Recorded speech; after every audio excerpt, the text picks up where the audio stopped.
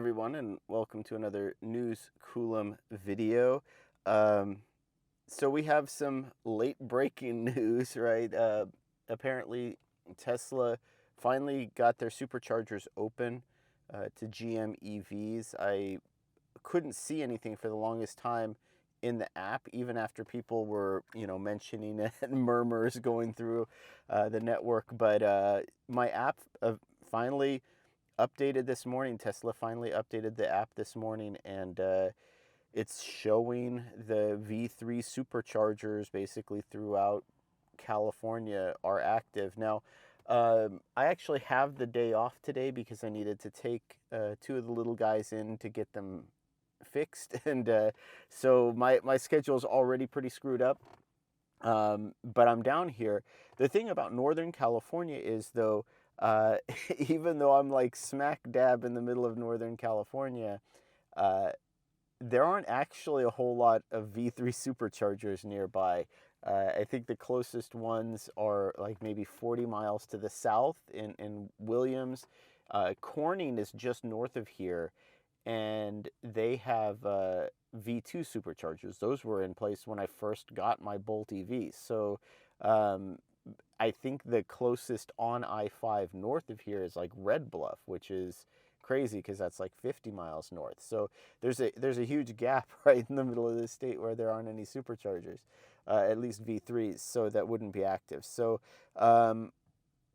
I think I might run and test one out while I'm down here. Like I said, I have some errands to run anyway, and getting the kitties fixed.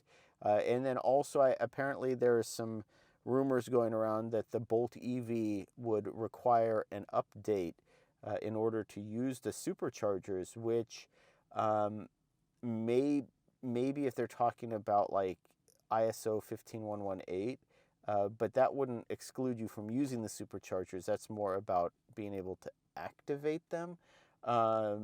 So I guess I could just sort of verify this for myself. All right, well, change of plans. I decided to come home for a short spell, so just rather have lunch here and do some stuff. I have 4 hours before I need to pick the boys up from the vet, and that just leaves me with a weird amount of time. So I do need to go shopping for a monitor, and also they have a discount basically if you pay with cash, and plus small businesses, if possible, try to pay with cash whenever you can, because the credit card companies are basically just grifting.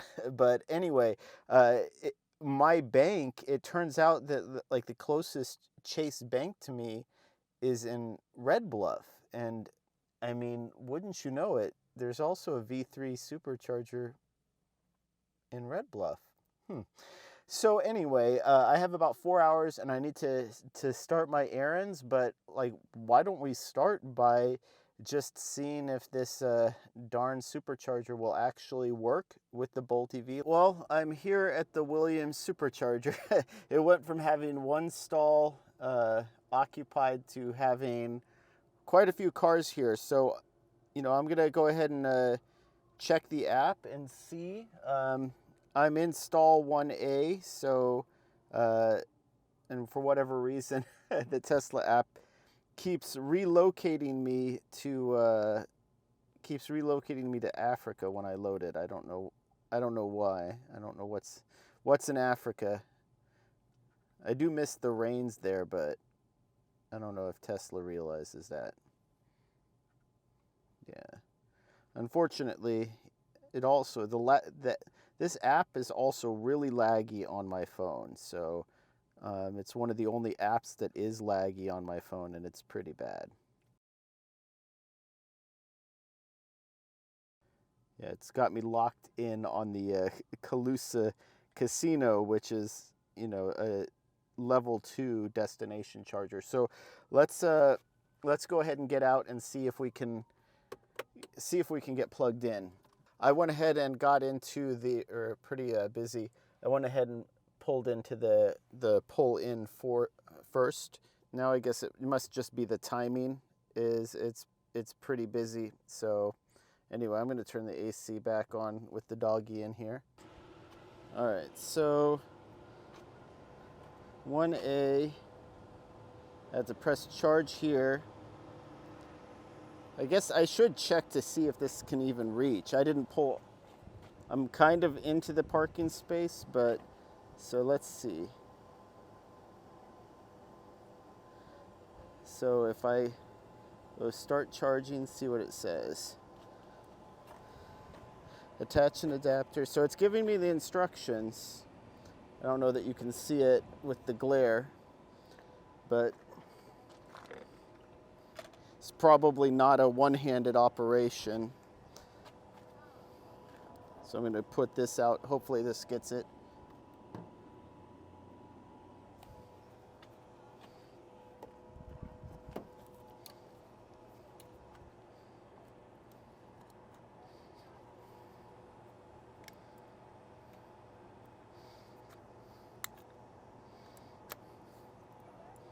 So that should be locked. Let's see what happens.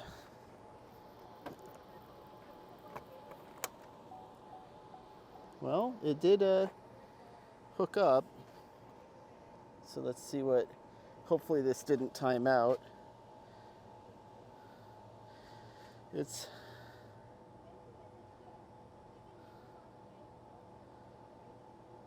view charging history.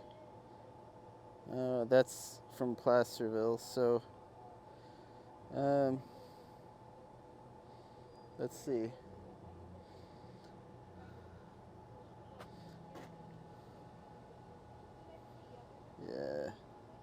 Yeah, like I said, this app doesn't work well. It's laggy.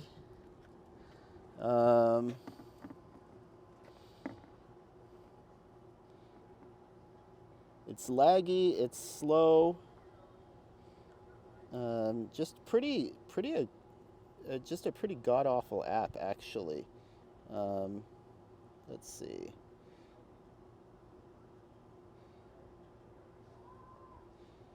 Let's see. Is it gonna figure it out? Like, I literally was just here.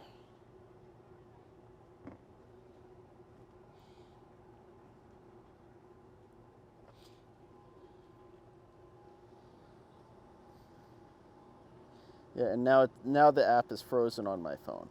Okay.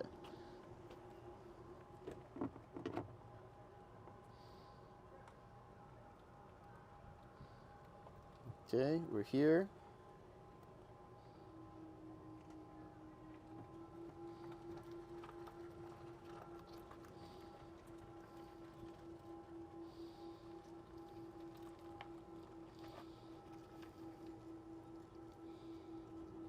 Okay. Charge here.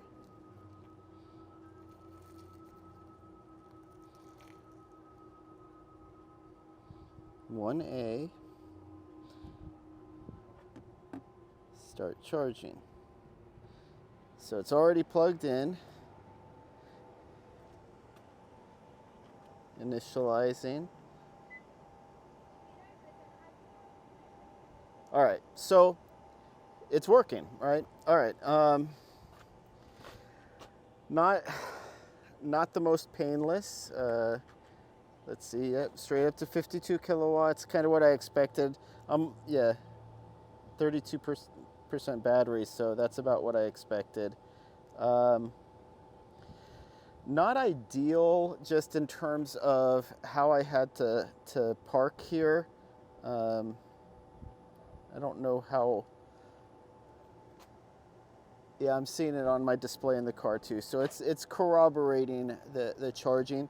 Yeah, this is not ideal just in terms of the activation. Look, here's the parking lot is just kind of jam-packed full now. Like we came here right at lunchtime. This is a great stop though. Gronzola's is like a long time, family restaurant staple in this area. Williams is just a great location for a charging site anyway, because it's the Interstate 5 is just over there, and then there's a Highway 20 connection.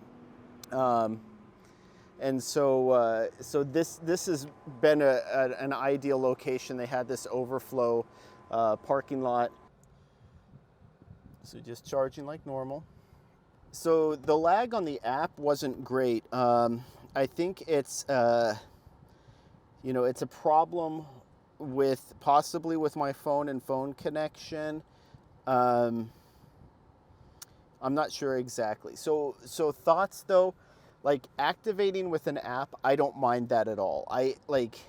I'm one of those people who really I would prefer to either have a credit card payment. An RFID card is just because people forget that it doesn't matter if you have auto charge. You have to go to the dispenser anyway, right? So if you go to the dispenser and remit your payment, you have to do that anyway, right? And so you're there to grab the cable, so you might as well make your payment when you do that, right? There's no, and I think that the issue is I'm already to the point where this is early on, and I've already got app fatigue. I've already got account fatigue. And so like an auto charge versus app doesn't solve that, right? Oh, I have to have an exclusive Tesla app. I have to have an exclusive Tesla account. I have to have an EVgo app. I have to have an EVgo account. I have to have Electrify America. I have to have an Electrify America account, ChargePoint, so on and so forth, right? So being able to just have a credit card as a payment, that's preferred. And then the other thing is too, these superchargers aren't cheap, right? Like I don't know if it's giving me the rate in real time, but yeah, for 4 kilowatt hours delivered, it's already over $2. It's like $2.50 for 4 kilowatt hours. So it is at 60 cents per kilowatt hour. And it's like $13 a month if you want to get a discounted rate. And that's for how likely I am to use this.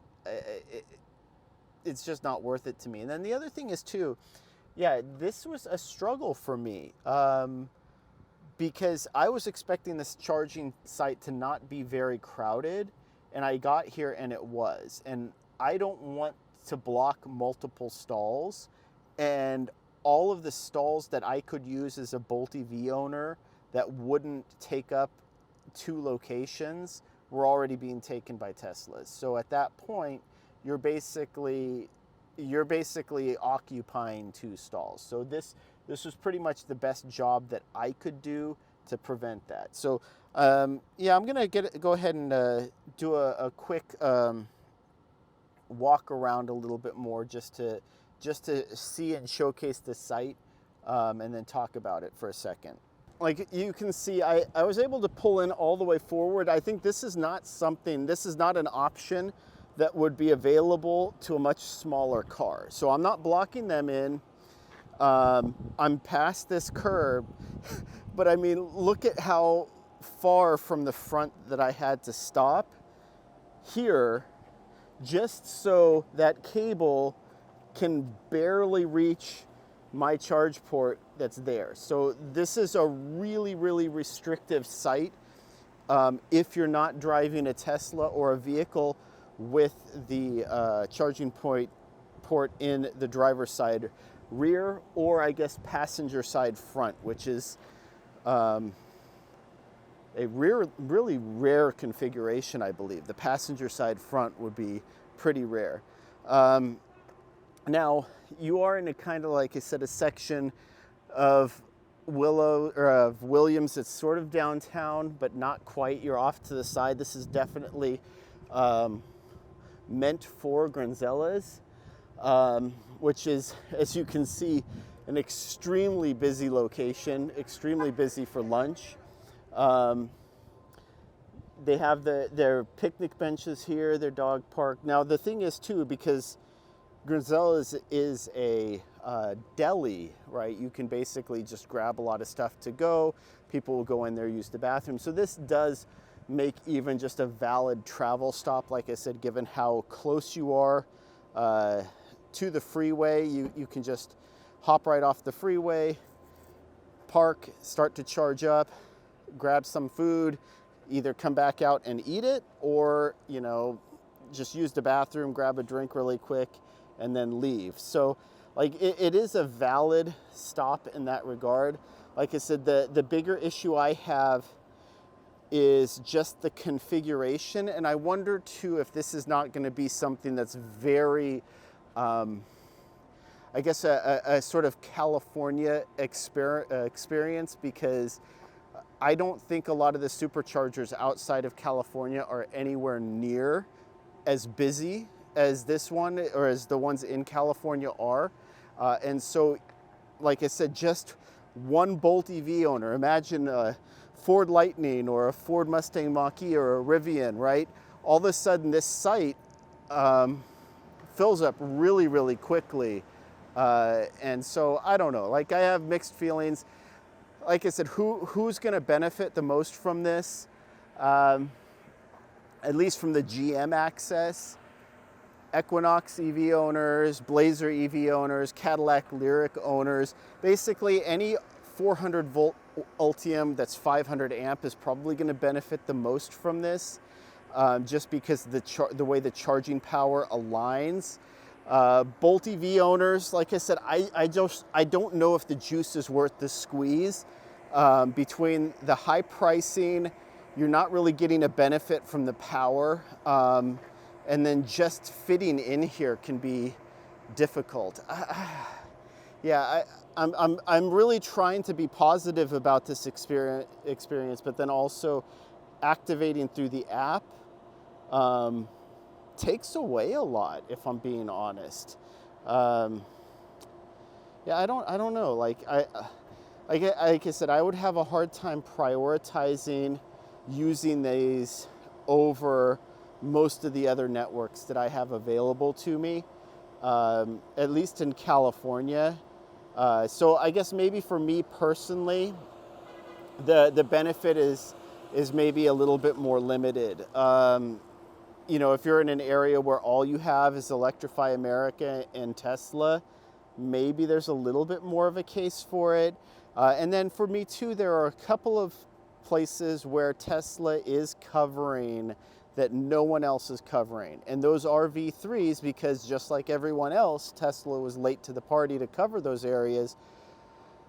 But at least they're there already. We're still waiting for everyone else to show up to that party. So, and I'm thinking in particular of Susanville and Alturas. Outside of that though, I don't really see a huge benefit from having access to the superchargers. So for me, there would need to be some other way for them to be compelling for me to want to go out of my way to use them. So this is just more of, right now, just a proof of concept. Can I get a thumbnail so where it's showing that it's working? Oh my God, Bolt EV on a Tesla, it's working. But yeah, and at least unlike F-150 drivers at Walmart, Tesla owners do not ding your fenders.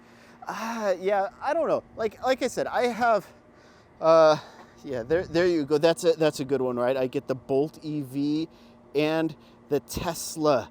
Oh, look, Tesla Supercharger. Oh, thumb up. It works. Yeah, thumbnail achieved. Yeah. All right. So anyway, daylight's burning now anyway, because it's less than 3 hours before I need to pick up the boys from the vet. So let's get ready to close this out. All right. Well, after this, I just took a moment to renew my Pass Plus for Electrify America. Yeah, I think if I were to use these superchargers more frequently, it might be worth it to do the $13 a month membership. So I'll have to sort of play that by ear. And I think it is almost double the amount of energy that you have to use with the superchargers in order to make the membership pay for itself versus some of the other networks. So we'll see how that you know, we'll see how that goes. I think that $7 a month for Electrify America, I already would have paid for that just with the Electrify America chargers I've used in the last week. So experiment, experiment confirmed. You don't need to get an update from the dealership. It doesn't look like you, like maybe to do auto charge, but it looks like you can just do the app and plug in. And so, like I said, between the hassle of the app, the charging site configurations, maybe as more V4 dispensers get built out, then that will be a little bit different. At that point, maybe I'll consider getting a Tesla monthly membership for the discount. But for right now, I'm probably not going to use them often enough. It's going to be mostly experimenting. So in 20 minutes, we've added just under 17 kilowatt hours, and it's $10. So yeah, not super cheap at all. So this A to Z charger, I think, has earned itself a seat, you know, in the front. So I'm going to go ahead and yeah, let's just put it where the dogs pee. All right, and then yeah, just go ahead and, like I said, nice site. It's starting to clear out. I think we maybe just hit a lunch crowd or something, but I'm gonna stop charging. Oh, at 1 p.m. exactly. So yeah, I have 2.5 hours before I need to pick up the boys. So from here, I think it's just a matter of, you know, just pulling the app out. Let's see, or pulling the. I think I can technically do it. Well, no, I can't. I have to go this way. And then this again might be a two-handed operation. So just unlock the cable. And then the nice thing about not using 500 amps on this is this isn't even that hot. So just kind of puts back. Yeah, so works no problem. Just go ahead and put it there. The unauthorized. But yeah, like I said, I'll probably keep this up in the front, and then yeah, we're gonna just head out. So time to hit the road. All right, well, I'm here in Red Bluff. The bank is right here, and well, actually, it looks like they have 2 charger locations listed. So I have to zoom in. Yep, and 11 of 12 stalls. So I'm going to go ahead and charge here. This one I was able to get the stall at the very end. So I'm going to go in, do my banking, walk the dog. And then there's also a Walmart, not in this complex, but off of this exit. So then I can also kind of do some of the shopping that I need to do. And then that way, right, I have to pick up the boys in about an hour and a half. So I should be able to do everything I need to do and get back there. So let's go get the charge started. So what seemed to work last time is actually plugging in the adapter first and then starting the charge. So unlock, put in, should be locked, I think. That's the one thing I don't like about this adapter from A to Z is that the locking mechanism isn't the most obvious. So hopefully that locked in. And then 1C, oh sorry, 3C, start charging. I don't like how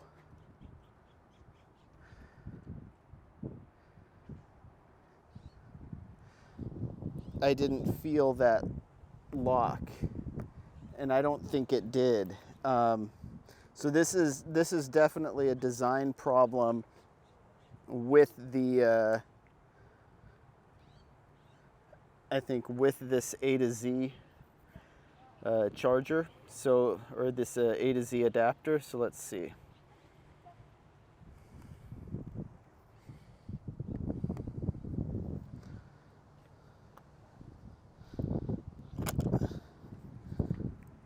Yeah, because this shouldn't be just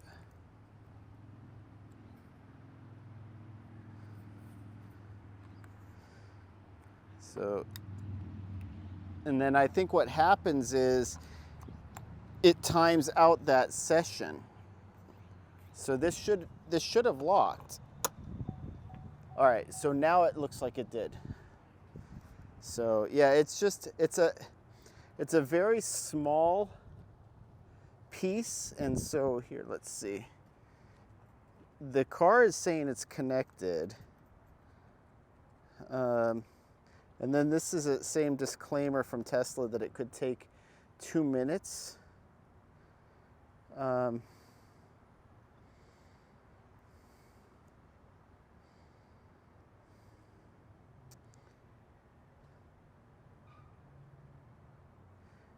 because before the orange light wasn't coming on with the car, meaning the car wasn't getting a connection signal. So now this is saying it lost connection to the charger. So it's not clear whether it's saying that that's an issue with the car or with the charger. So I'm gonna say stop charging. It's plugged in and connected, so I wonder if I could do this again. So now, okay, I just heard it lock now. So I think it could just be a timing issue. Like I said, it was kind of slow with the A to Z charger, the adapter, and I think part of that issue is, yeah, the car's already blinking green now, meaning it is charging. 49 kilowatt. So if I were to say, I don't know, I'm trying to not just wear black hat, right? I'm trying to be as positive about this as I can be, but also as realistic. It doesn't really matter, I think, whether you have access to the Tesla Supercharger network as it currently stands, the V3s. It's still ultimately a combination of the vehicle and the network. So the experience for Tesla owners on the Tesla network is going to be significantly better than the experience for non-Tesla EV owners. And then I think depending on the non-Tesla EV, you're going to have various levels of positive or negative experiences. I think depending on where your charging port is located, depending on what's required to have the activation work, depending on the voltage of the vehicle and the power of the vehicle, right? Like, so the thing with the Bolt EV is, while it's nice to know that there are chargers there, that you get consistent access to chargers, and like I said, outside of California, at least, the superchargers don't tend to be that busy. And then I guess once you get into more extreme Northern California, right, the superchargers don't tend to be as busy. But yeah, I think where you are geographically matters, but there's almost sort of like diminishing returns. And the difference between charging here at this location and charging at the ChargePoint CPE 250s that are just down the street, for a Bolt EV owner, there's probably very little difference. The location itself is what's going to really dictate the experience and how good of a charging stop it is for you. So yeah, I think overall it's nice to have. They're convenient. Like I said, Chase Bank is just over there. I'll be able to do my banking and then get back on the freeway.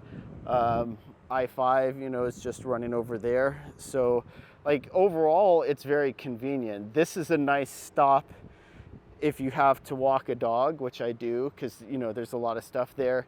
You know, just open space to walk the dog. This is a grocery store. I can't remember what it is, if it's a Ralph's or I think in Northern California, it's probably something like a Raley's. I'll check when I drive out. But it is a grocery store on that side. And then, like I said, a bank. And then, yeah, just a convenient off the freeway. And it's nice to have the option. But like I said, I think the experience is going to vary based on, are you in a Tesla? Are you in a non-Tesla? Are you in a non-Tesla that's been designed to work with the Superchargers? Are you in, you know, what kind of adapter are you using? You know, what's the activation? Where is your charging port location? You know, are you an 800 volt EV or are you a 400 volt EV? These are all factors that I think will affect your overall experience. So anyway, I'm gonna run and grab some cash from the bank, walk the doggy, and then maybe, like I said, head over and do some shopping, and then just try to jam back so I can pick up the boys. Doggy mode activated. Well, it's been active for a while. And you know, 51 kilowatt, pretty consistent from the Superchargers, but I mean, for a network that, you know, is supposed to be outputting 600, 700 amps and 250, you know, 250 kilowatt consistently. If it can't do 50 kilowatt, there's a problem.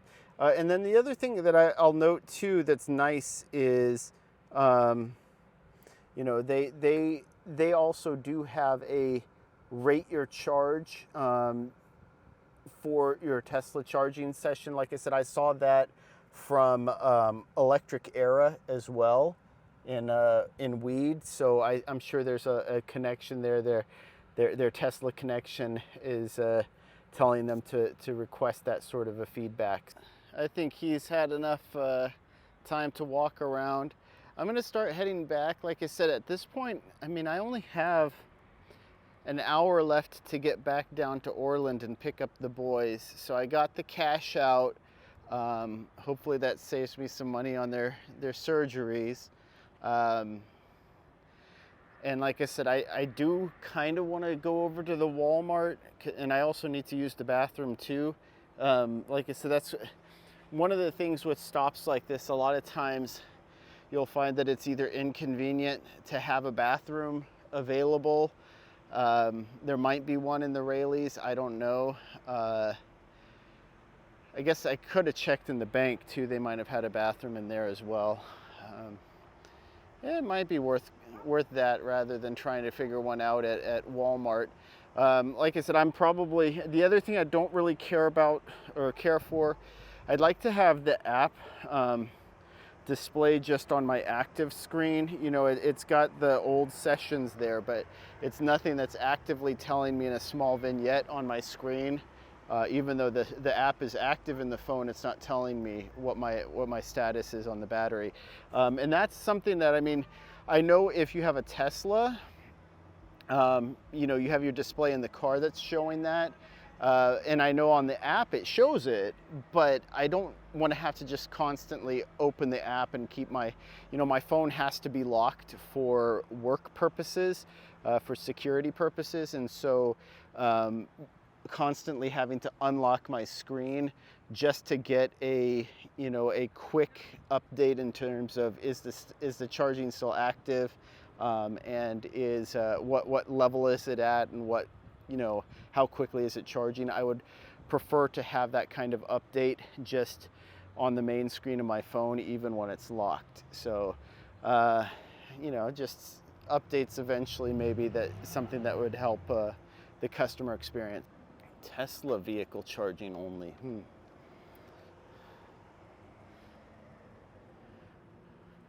Well, I am charging on a Tesla. We're good to go at this point. What have we been here? Does it even tell me how long I've been here? I don't think it does. That's kind of funny. It actually doesn't tell you how long you've been charging. Um, but anyway, so yeah, this is. Oh, there it is. Sorry, I had to scroll up. Okay, so we've been here for 30 minutes. So yeah, this is the one thing that I would say that I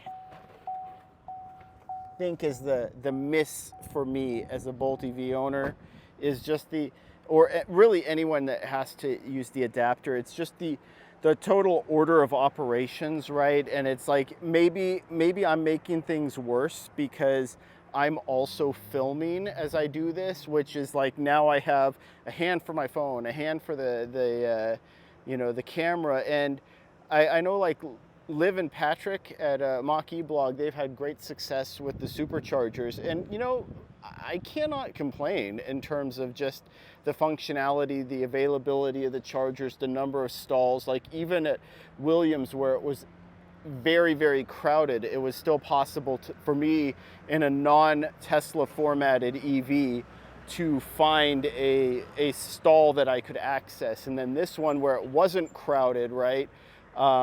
Super easy, like to just come over here at this end, and I am only occupying one stall, I guess maybe if a Tesla would normally, no, they pull in, nose in just like this. So yeah, I'm literally only taking up one stall at this location. So you could have 11, or is it 15 other, 2, 4, 6, 8, 10, yeah, 11 other Teslas show up, and they could all plug in and not have access issues. But what I was going to say is, like Liv and Patrick, it's two of them. So you have one person filming, that's freeing up one hand, and then they have their auto charge too, so that's potentially freeing up another hand.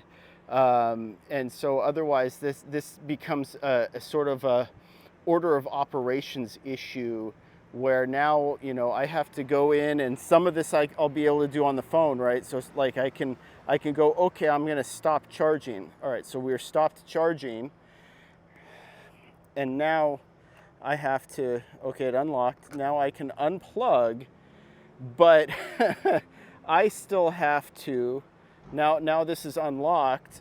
I'm going to see if I can do this without putting the phone down. I unlocked it. And like I said, this I can do, I did unlock it. Yeah, this I can do too, because this adapter is warm, but it's not that warm. I'm only pulling 150 amps, right? So, and now I have to put that away there. And then put this back up, and then it's locked in place. So it's just a lot more operations, and then now I have to make sure that I don't leave anything else behind, right? So my phone slid down here. Yeah, so and then it generated a charging summary, but that's fine. It's good. It's just like a lot of little things that you have to manage, where if I weren't filming it, it would probably be easier. But I don't know if it would be enough easier than not having to use an adapter at all. So like the Magic Dock Tesla locations would still be way more convenient. The ChargePoint Omniport J3400 would be a lot easier, right? So anyway, I don't have a whole lot of time to just continue gabbing, and you probably don't want to listen to me doing it anyway. So yeah, let's start heading back, or at least I need to pick up a computer monitor, use the bathroom, and then go get the boys. All right, it looks like I planned this pretty much perfectly. I'm here at the vet's right on time to pick the boys up, so I'm gonna go in and do that, and then drive home. Now we have a premiere release for a special edition coast to coast EVs, and just so anyway, I need to hurry back to get home for that, and then I'll do some sort of a closeout after, just to give my final thoughts, because there's a lot of things that I'm thinking about in retrospect about using the Superchargers in the Bolt EV, and some people have been posting up questions on a recent video, just I think in anticipation. So as expected, there's been a lot of buzz in regards to GM gaining access, or GM EVs gaining access to the Tesla Superchargers. So I have a few thoughts to close out, and I'll go over those as I after I have a chance to sort of process and see what other information has been published or is out there, good or bad. So anyway, time to pick up the kitties and head out.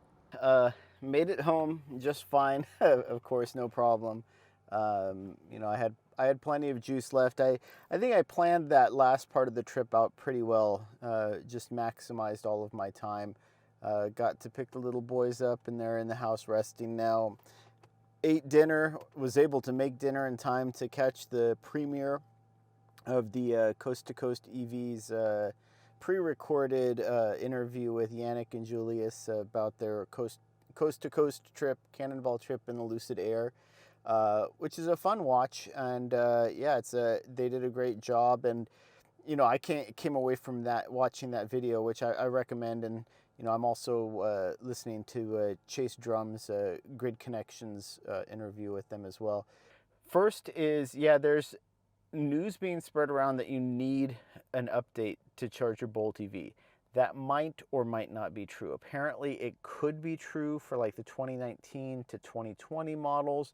Remember, there's a year where they updated the battery, and then they had some weird weird programming and things like that going on, because the 2019 battery wasn't the same as the 2017 battery in my Bolt EV. And then, of course, I just kind of skipped over that and went straight to the brand new 64 kilowatt hour battery. So I had no problems. I had a pre-existing account with Tesla. I just had to update my payment.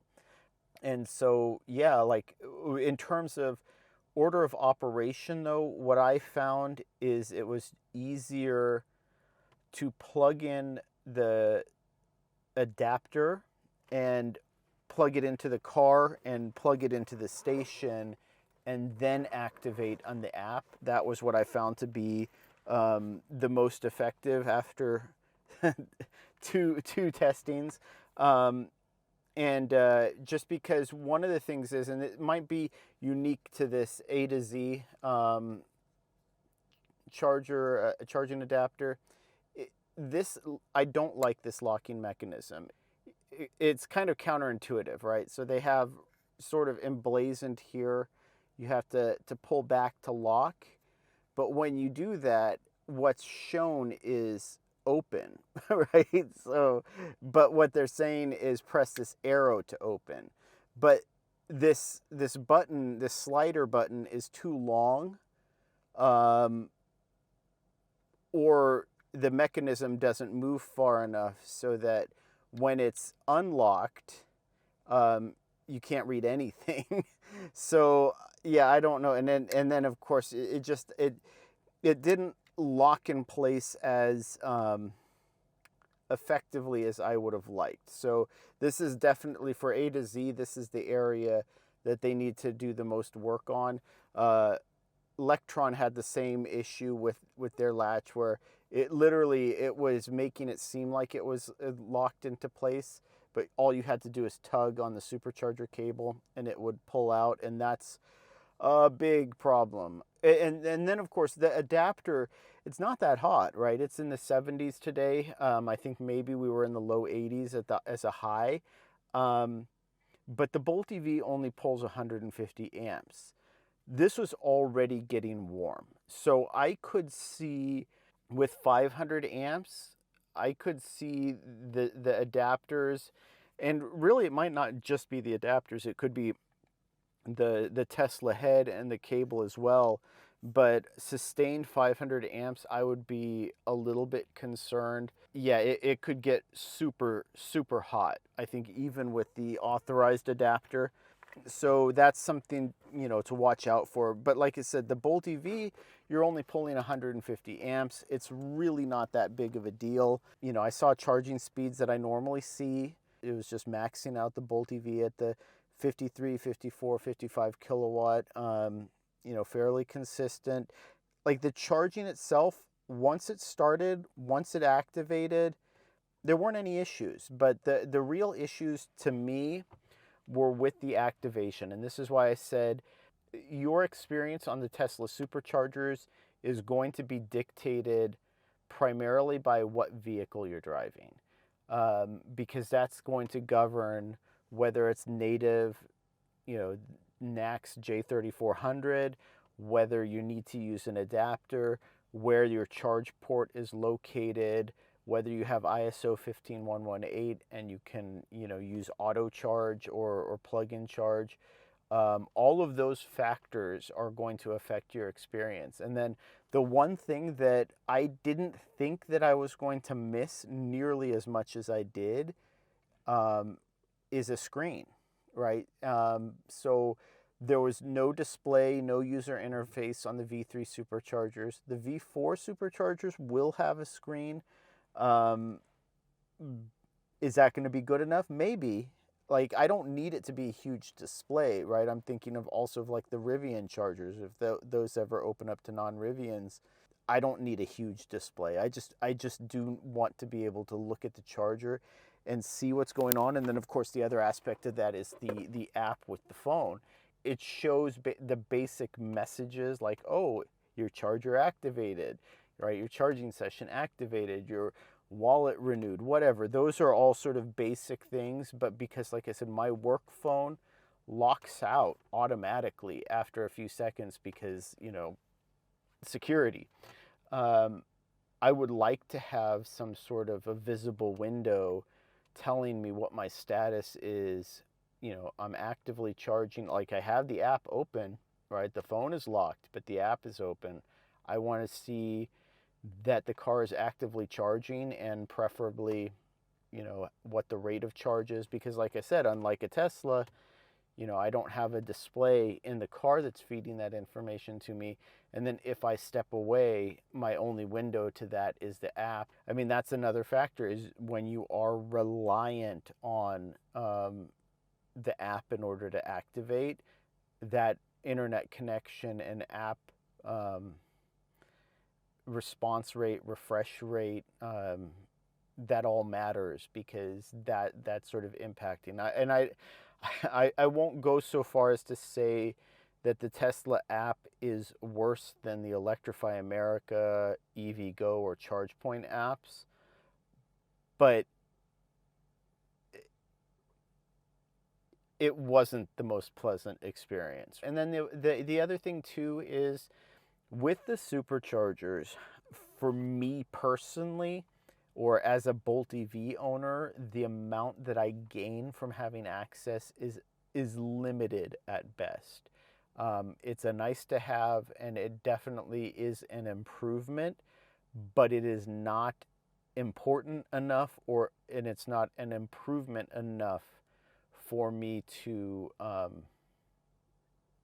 even pay for like the $13 a month Tesla membership to reduce the costs. And that's the other factor, is superchargers are expensive, at least in California, and at least for non-Tesla owners. 60 cents a kilowatt hour, that's more than Electrify America's non-member rate. So for Electrify America, it's 56 cents a kilowatt hour if you don't want to pay anything extra, or you can pay a $7 a month membership fee and then get that reduced by about 25%. Whereas Tesla, you might get that same, I have to look at the numbers, similar 20-25% discount, but you're paying more upfront, so you have to charge more times to recoup those costs. And you're paying more without the membership, 60 cents versus 56 cents per kilowatt hour. And even if you do get the membership, at best, you're maybe paying the same as Electrify America after membership, maybe the same as EVgo after a membership. So price is not a compelling reason. And then the other thing is, like I said, I can't get away from the formatting of the sites. It was stressful in Williams to plug in and charge. It was super stressful, and I don't like that, because one of the things that I try not to do is be obtrusive or cause inconvenience, right? As a EV advocate, I don't want to be part of the problem. Williams was stressful because there was literally no option for me when I arrived other than the one pull-in stall where I could use the charger without taking up 2 charging stalls. And at that point in time, Williams was already, I think it is 12 stalls at that location. I can double check. Um, they were already more than 3/4 full. So if I would have pulled in and blocked 2 stalls, it was very, very likely that I could have started a queue. Yeah, that impact to the charging experience for Tesla owners is also something that I'm cognizant of. And in California, supercharger sites are much busier than they are in other parts of the country. And so again, maybe take this as a Californian non-Tesla EV owner's perspective on it. But I don't know that I would even attempt to use a supercharger in the Bay Area or in Los Angeles at this point, even though I could fully access them, right? Even though the access has been opened up to me, I would actively avoid the superchargers in high population density areas. Even Williams, I'm probably never going to use that supercharger again. Just how crowded it was, how, you know, stressful it was given the number of people there. Red Bluff was fine. I'll probably use Alturas and I'll probably use Susanville probably before the end of this year, maybe several times before the end of this year. But those are rural areas where there aren't as many Tesla owners, there aren't as many Teslas traveling through, and there aren't as many EV owners in general. Those are kind of my takeaways from it. I'm glad that Tesla finally did it. I don't know why it took as long as it did, but you know, it's open now and it's worth taking advantage of if you have that option. It's going to be a force multiplier on your trips and your travels, but outside of a select group of people, I don't know that I would recommend relying on the superchargers exclusively. Use whatever options are best, and maybe call back to that Yannick and Julius trip. You know, one of the things that stood out the most to me and impressed me the most is just the diversity of chargers that they used crossing the country. I think they only used Electrify America twice, which you talk to the average EV owner and they say in a non-Tesla EV, you have to rely almost exclusively on the Electrify America network to cross the country, and that's just simply not the case, right? And so I think the same principle holds true here, is don't hyper-focus on the superchargers, just accept that they're an option and kind of roll with it. I'm not going to say that it's a game changer, is basically what I'm saying. Some people might feel that way, but I feel like it's just, this could have happened 4 or 5 years ago and then it would have been a game changer. Happening now, it's like, okay, good. So anyway, that's my take. Let me know if you have any questions about the superchargers, how it worked. You know, I'm sure I'm going to get a lot of feedback, positive and negative. And I'm probably going to have to edit this down a lot because I just spoke for like 2 hours just about the superchargers today. So anyway, as always, thank you for watching, and take care.